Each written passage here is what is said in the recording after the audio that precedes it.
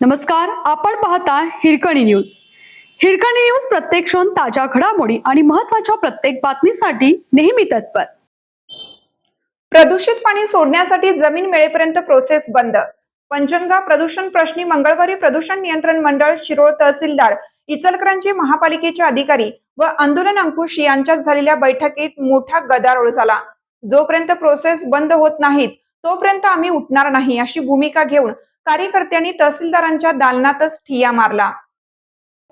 अखेर इचलकरंजीतील प्रोसेस धारकांनी प्रदूषित पाणी सोडण्यासाठी जागा उपलब्ध होत नाही तोपर्यंत प्रोसेस बंदचा निर्णय घेतल्याची माहिती तहसीलदार अनिल कुमार हेळकर यांनी दिली. आंदोलन अंकुशकडून प्रोसेसचे पाणी नदीत मिसळणं बंद न झाल्यास इचलकरंजीचा पाणी पुरवठा रोखण्याचा इशारा दिला होता. मंगळवारी सायंकाळी शिरोळ तहसील कार्यालयात बैठकीचं आयोजन केलं होतं.